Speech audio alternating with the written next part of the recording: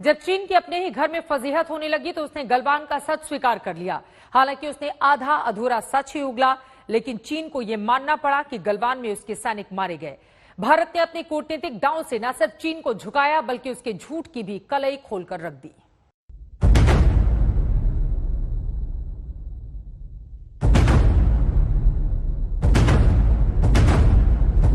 गलवान पर चीनी झूठ के चीथड़े उड़ाने वाला वीडियो। गलवान पर चीन के दावे का दम निकालने वाला वीडियो। चीन को अपने ही बनाए जाल में फंसाने वाला सबूत। 8 महीने बाद गलवान पर चीन का आधा अधूरा कबूलनामा। जिसने भी अपने देश की संप्रभुता और सुरक्षा के लिए बलिदान दिया है, अपनी जान दी है, उनको देश हमेशा याद रखेगा। जो सीधे तरीके से मान ले वो चीन तो हो ही नहीं सकता। गलवान पर चीन दुनिया की आंखों में धूल झोंकता रहा, सच दबाए रहा, दिखावा करता रहा कि उसकी सेना को तो कुछ हुआ ही नहीं है। लेकिन जब घर में ही आक्रोश की आग भड़की तो चीन की अकल ठिकाने आ गई। पहली बार चीन ने माना कि गलवान में उसके 4 जवान मारे गए, यानी पूरा सच तो चीन भी निगल गया। सिर्फ 4 जवानों के मारे जाने का सच कबूल कर चीन ने अपने ही घर में किरकिरी से बचने की नाकाम कोशिश की है, क्योंकि पूरा सच तो पूरी दुनिया को मालूम है। भारत संसद से दुनिया को संदेश दे चुका है कि गलवान में चीन का गौरव कैसे चूर चूर हुआ। 2020 के दौरान ईस्टर्न लद्दाख की सीमा के समीप भारी संख्या में शस्त्र बल तथा गोला बारूद आदि इकट्ठा कर लिया गया था। चीन द्वारा येलेसी के आसपास कई बार ट्रांसग्रेशन का भी प्रयास किया गया था। हमारी सशस्त्र सेनाओं ने उन सभी प्रयासों के दृष्टिगत उपयुक्त जवाबी कार्रवाई की थी। तो जब चीन भारत की कूटनीतिक घेराबंदी में फंस गया तो यह नया वीडियो जारी किया गया, एक और झूठ फैलाने के मकसद से कि गलवान की हिंसक झड़प में चीन हावी रहा। आज तक इस वीडियो की पुष्टि नहीं करता, लेकिन आप चीन के विदेश मंत्रालय की प्रवक्ता का बयान सुनिए तो आपको सारा माजरा समझ आ जाएगा। पीएलए डेली ने अपनी रिपोर्ट पेश की है, जिसमें घटना के बारे में सच सामने आया है। मुझे लगता है कि ये ठीक है, इससे घटना के बारे में लोगों के सामने सच और सही बात सामने आएगी और देश के लिए बलिदान देने वालों के लिए ये सच्ची श्रद्धांजलि है। यानी कि चीनी सैनिकों के मारे जाने की खबर पर कुंडली मारकर बैठा चीन अब शहादत का डंका पीट रहा है, दुनिया को सैनिकों की दिलेरी बता रहा है और अपनी ही आवाम को हकीकत बताने का नाटक कर रहा है। उसे ये सब इसीलिए करना पड़ा क्योंकि गलवान में मारे गए चीनी जवानों के परिजन अपनी ही सेना से नाराज थे। परिजन गुस्से में थे कि पीएलए ने अपने ही जवानों का अपमान किया है। उनकी नाराजगी इसीलिए भी थी कि भारत ने अपने शहीदों का पूरा सम्मान किया। चीन का झूठ भी बेपर्दा हो रहा था। रूसी एजेंसी ने बता दिया कि गलवान में कितने चीनी सैनिक मारे गए। चाइना साफ तौर पे जानता है कि आज के माहौल में सच को छुपाया नहीं जा सकता beyond a point of time. ऐसे में चाइना को साफ तौर पर नजर आ रहा था कि अभी समय आ गया है कि वास्तव में कबूल करे कि उसके कुछ सैनिक मारे गए। और कल ग्लोबल टाइम्स ने रिपोर्ट किया कि उसके 5 एक रेजिमेंटल कमांडर और 4 सैनिक मारे गए और उन्होंने मिलिट्री ऑनर्स दिए। अपने शहीदों को सेरेमोनियल ब्यूरियल दिए, सेरेमोनियल सेंड ऑफ दिए, बल्कि उनकी बहादुरी को रिकॉग्नाइज करते हुए उन्हें पदक भी दिए। इसी की नकल करते हुए चीन ने अब यह फैसला किया है कि वो उनके जो सैनिक वहां पर गलवान में मारे गए थे उनमें से चंद को रिकॉग्नाइज करेगी।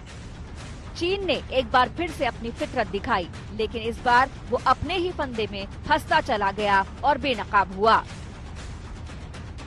लद्दाख से गौरव सावंत और अभिषेक भल्ला के साथ आज तक ब्यूरो। गलवान में चीन की सारी हेकड़ी निकल गई। लौट के चीन फिर बातचीत पर आया है। आज कमांडर स्तर की 10वीं बैठक हो रही है।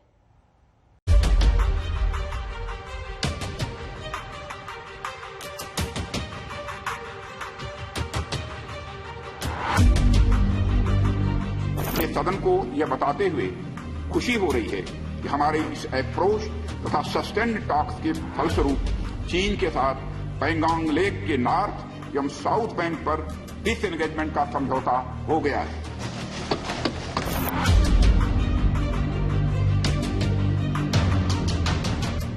गलवान में चीन की सारी हेकड़ी हवा हो गई।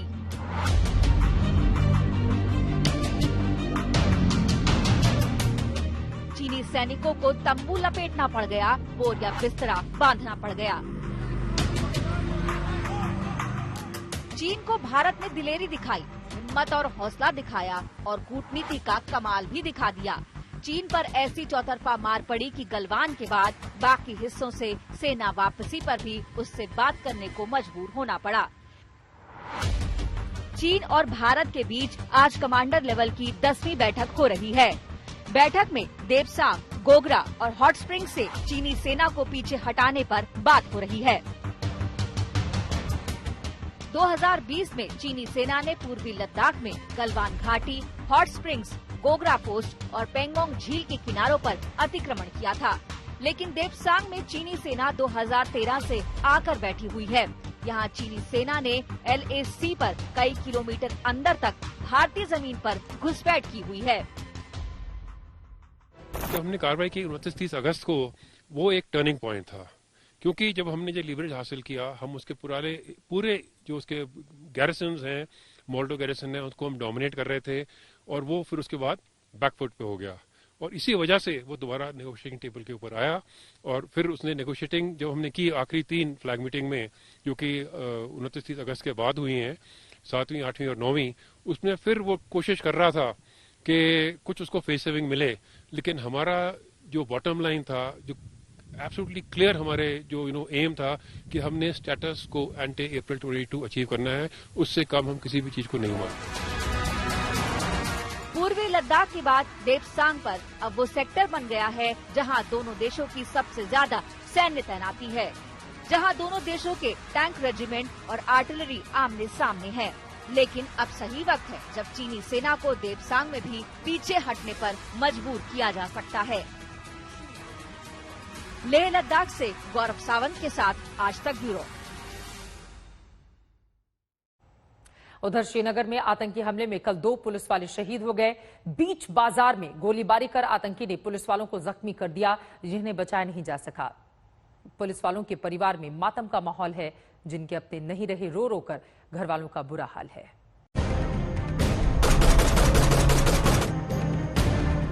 घाटी को अशांत करने की आतंकी कोशिशों की ये काराना हरकत है। सीसीटीवी तस्वीरें गवाही दे रही हैं कि कैसे आतंकी संगठन और उसके पालतू दहशतगर्द बौखलाए हुए हैं। उसी बौखलाहट में वो सुरक्षा बलों पर हमले कर रहे हैं। श्रीनगर में कल एक आतंकी ने सरेआम 2 पुलिस वालों पर गोलियां बरसा दी। बारजुला इलाके में ये हमला हुआ। अपने साथी की शहादत पर पुलिस वाले बदले की कस्में खा रहे हैं, तो घर वाले सुध-बुध खो बैठे हैं।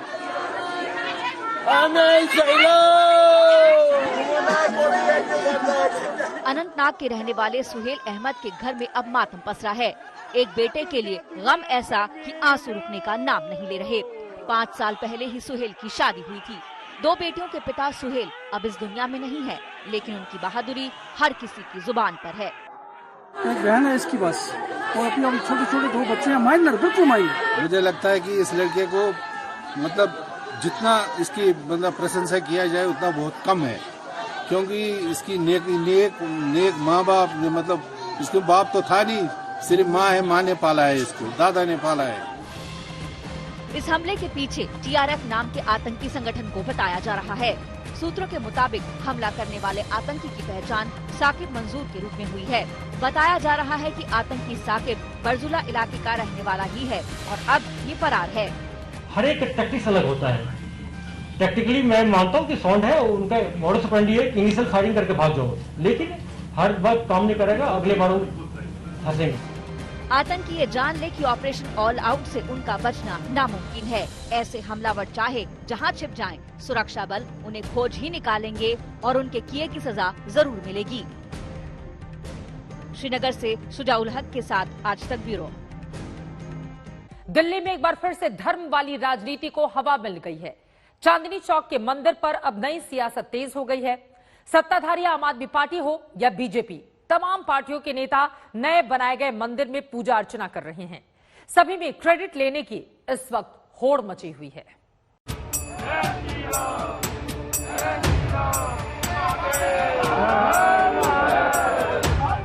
भगवान के दर पर सियासी जमावड़ा लग चुका है।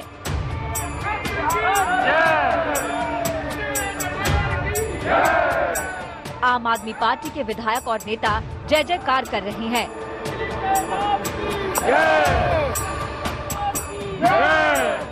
यहाँ जय श्री राम का नारा लगा।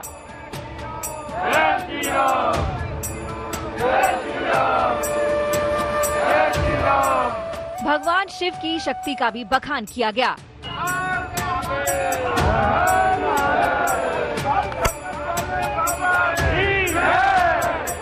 मंदिर में हवन पूजा पाठ तेज हो गई। देखिए, अपार श्रद्धा के साथ पवन पुत्र की वंदना हो रही है।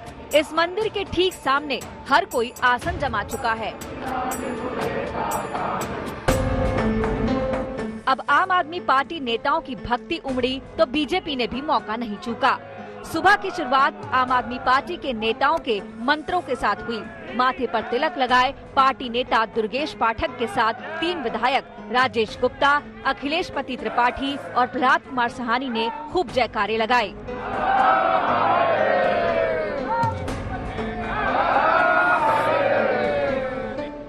लेकिन दोपहर तक चांदनी चौक की ये जगह सियासी अखाड़े में तब्दील हो गई। जितनी भक्ति हुई उतनी ही सियासी छीटाकशी भी हुई। भक्ति के नाम पर सियासी शक्ति दिखाने की होड़ लग गई। आम आदमी पार्टी के नेता गए तो बीजेपी के दिग्गजों ने आसन जमा लिया। पार्टी अध्यक्ष आदेश गुप्ता भी दल बल के साथ पहुंचे और लीन हो गए हनुमान की भक्ति में। हनुमान की शरण में पहुंचने वाले दिग्गज अपने अपने विरोधियों को ललकारना नहीं भूले। देखिए, हम तो भक्त हैं, श्रद्धा हमारी है।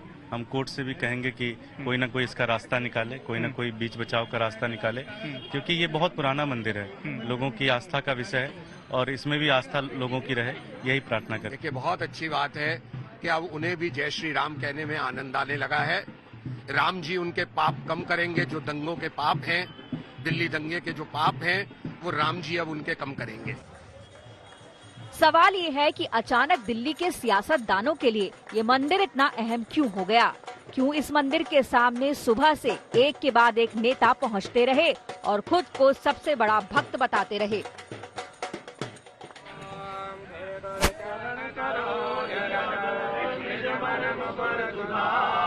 आप याद कीजिए करीब 1.5 महीना पहले की तस्वीर को। ठीक इसी जगह हनुमान मंदिर को तोड़ दिया गया था। अब उस तोड़े गए मंदिर से महज 10 फीट की दूरी पर नया मंदिर तैयार है। रातों रात ये मंदिर खड़ा हुआ। सुबह जब नजर पड़ी तो मंदिर के आसपास पूरी सजावट हो चुकी थी। तमाम नेता कह रहे हैं हनुमान भक्तों ने इस मंदिर को बनाया है। आज बहुत हर्ष का दिन है, जो बाबा यहाँ विराजमान हो गए और सभी लोग आके यहाँ पे दर्शन कर रहे, दर्शन का लाभ उठा रहे। हवन इत्यादि कर हमारे नेताजी भी यहाँ प्रहलाद सिंह जी सहानी आए हुए, हवन का आयोजन किया जा रहा है। सियासी नेताओं की हनुमान भक्ति के बीच आम लोग भी दर्शन करने के लिए पहुंचने लगे। ढोल नगाड़ों के साथ श्रद्धा का सैलाब उमड़ पड़ा। तो इस वक्त यहाँ पे जो तस्वीरें हैं वो अलग तौर पर नजर आ रही है, सियासी तौर पर नजर आ रही है। यहाँ पर आप देखें तो ढोल नगाड़ों का यहाँ पर आगमन हो चुका है। यहाँ पर झंडे लेकर पहुंचे हुए हैं जिसमें श्री राम की तस्वीर बनी हुई है। तो यहाँ पर सियासी दलों ने एक नया रूप देने की भरपूर कोशिश की है इस पूरे मुद्दे को। तो कहीं ना कहीं देखना ये भी होगा कि क्या कोई नया आरोप सामने आता है। चांदनी चौक के इस हनुमान मंदिर पर जिस तरह से सियासी शोर हो रहा है, उसमें आस्था की झलक कम, वोट की राजनीति ज्यादा समझ आ रही है। ऐसे में सवाल ये है कि क्या हिंदू वोट बैंक की खातिर ये सारी कवायद है? दिल्ली से हिमांशु मिश्रा और पंकज जैन के साथ आज तक ब्यूरो। नए मंदिर के बिल्कुल सामने ही वो मंदिर था जिसे महीने भर पहले अतिक्रमण हटाने के दौरान तोड़ दिया गया। सब कुछ हाईकोर्ट के आदेश पर हुआ। उम्मीद थी कि सभी अदालती आदेश का सम्मान करेंगे, लेकिन तब से अब तक इस मुद्दे पर सिर्फ और सिर्फ सियासी कार्ड ही खेला गया है।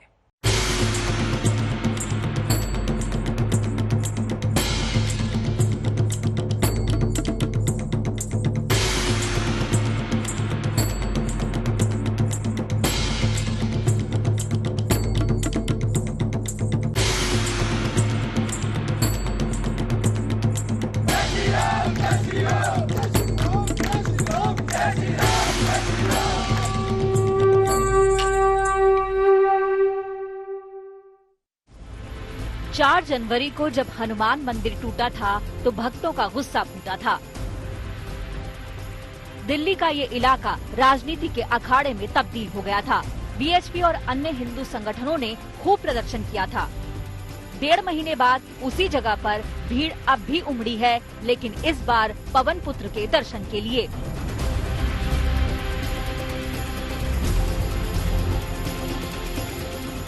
इस साल की शुरुआत में ही विवाद की शुरुआत भी हो गई थी। हाई कोर्ट के आदेश पर उत्तरी दिल्ली नगर निगम ने मंदिर को तोड़ दिया था। अतिक्रमण अभियान के तहत कोर्ट के फैसले पर उत्तरी दिल्ली नगर निगम ने अमल किया। मंदिर तोड़े जाने के बाद जितने गुस्से में भक्त दिखे, उससे कहीं ज्यादा तलखी सियासी जुबान से निकली। एक तरफ आम आदमी पार्टी की केजरीवाल सरकार तो दूसरी ओर विपक्षी बीजेपी। मैं आपको जिस समय ये डेवलपमेंट काम चल रहा था जो चांदनी चौक में, वो पीडब्ल्यूडी दिल्ली सरकार के द्वारा चलाया जा रहा था। उन्होंने इस मंदिर को चिन्हित किया अपने प्रोजेक्ट में कि इसको हटाना है। हमें इसको हटाए बिना हमारा प्रोजेक्ट ठीक नहीं चल सकता है। उन्होंने एमसीडी और दिल्ली पुलिस से कई बार उन्होंने कहा, एमसीडी और दिल्ली पुलिस ने उनको कोऑपरेट नहीं किया। वो कोर्ट में मूव किया और कोर्ट में उन्होंने एप्लीकेशन में लिखा है, चूंकि इसकी लैंड लॉइंग एजेंसी एमसीडी है और law and order Delhi police का है, दिल्ली पुलिस एमसीडी हमें कोऑपरेट नहीं कर रहे, इसलिए कोर्ट हमें एक ऑर्डर दे, ये मंदिर को डिमोलिश किया जाए, हटाया जाए। आप कोर्ट में उनका हल्फनामा पढ़ लीजिए। कोर्ट के अंदर एमसीडी ने हल्फनामा लिख के दिया हुआ है कि हम मंदिर तोड़ने को तैयार हैं। हल्फनामा दिया हुआ, उन्होंने अपना साइन किया हुआ, एमसीडी ने दिया हुआ है कि हम इसको तोड़ने को तैयार। एमसीडी लिख के दे देती, हम नहीं तोड़ेंगे। इसमें क्या सरकार क्या चाहना होता है? सरकार तो चाहती कि एमसीडी भ्रष्टाचार ना करे, तो मान जाते हैं भ्रष्टाचार वाले। मंदिर तोड़ने पर बीजेपी ने केजरीवाल सरकार पर निशाना साधा तो आम आदमी पार्टी ने दलील दी कि जिस नगर निगम ने मंदिर तोड़वाया है उस पर बीजेपी का कब्जा है। ऐसे आरोप प्रत्यारोपों के बीच उसी जगह से 10 फीट की दूरी पर नया मंदिर बन गया है। उसके साथ ही अब नई सियासत भी शुरू हो गई है। मंदिर जहां से कोर्ट ने हटवाया था वहां नहीं बना है, एक बात।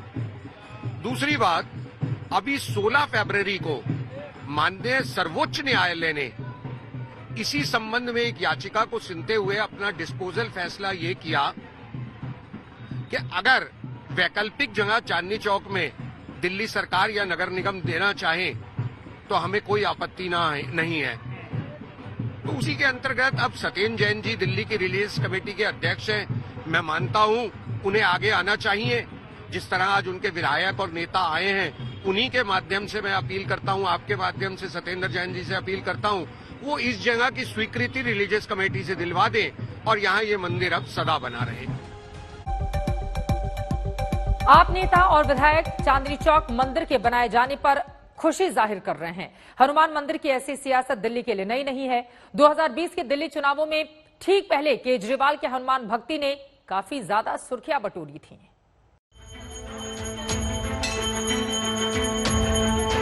और मैं कट्टर हनुमान जी का भक्त हूँ। केजरीवाल कहते हैं मैं हूँ हनुमान भक्त। बीजेपी बोलती है ये आपका ड्रामा है। धार्मिक मुद्दों पर दिल्ली ने सियासी दंगल के अजब गजब रूप देखे हैं। जब चुनाव था तो बीजेपी नेताओं ने आम आदमी पार्टी नेताओं को चुनौती दी थी कि हनुमान चालीसा पढ़कर दिखाएं। मुख्यमंत्री केजरीवाल भी कहां पीछे रहने वाले थे। हनुमान चालीसा पढ़कर बीजेपी के उस चैलेंज को स्वीकार किया था। मैं कहां से एंटी हिंदू हो गया और मैं कट्टर हनुमान जी का भक्त हूँ। तो जब मैंने कहा तो उसने कहा कि हनुमान चालीसा आता है। मैंने कहा आता है। कहता सुना दीजिए। मैंने सुना दिया। अब बताइए बीजेपी वालों को इस पे भी तकलीफ है। भी पढ़ने लगेंगे अगर केजरीवाल पढ़ रहे हैं। मैं उम्मीद करता हूँ बीजेपी वाले भी थोड़ा पढ़ लें। मुझे नहीं लगता बीजेपी वालों ने कोई हनुमान चालीसा कभी जिंदगी में पढ़ा होगा। 2020 के विधानसभा चुनाव की ये सियासी तासीर थी, जहां राजनीतिक दल धर्म की आड़ में वोट पॉलिटिक्स का दांव चल रहे थे। केजरीवाल अपनी सत्ता बरकरार रखने की लड़ाई लड़ रहे थे तो बीजेपी खोई हुई सत्ता को हासिल करने में जुटी थी। पिछले साल फरवरी के पहले हफ्ते में दिल्ली का चुनावी अभियान अंतिम पड़ाव पर था, क्योंकि 8 फरवरी को मतदान हुआ था। उससे ठीक एक दिन पहले कनॉट प्लेस के प्राचीन हनुमान मंदिर पहुंचे थे मुख्यमंत्री केजरीवाल। हाथों में गदा लिए केजरीवाल ने सियासी विरोधियों को बता दिया था कि उनके लिए संकट मोचन के क्या मायने हैं। हनुमान जी ने यही कहा कि अच्छा काम कर रहे हो, लोगों की सेवा कर रहे हो, लोगों की सेवा करते रहो, फल मेरे ऊपर छोड़ दो, सब कुछ अच्छा होगा। तो मुझे पूरी उम्मीद है कि जो भी नतीजे आएंगे वो दिल्ली वालों के हक में होंगे और आगे दिल्ली की लोगों की तरक्की वैसे ही चलती रहेगी जैसे चल रही है। जब दिल्ली विधानसभा चुनाव के रिजल्ट आए तो रिकॉर्ड टूटा। इससे गदगद केजरीवाल को फिर से हनुमान जी याद आ गए। आज मंगलवार है,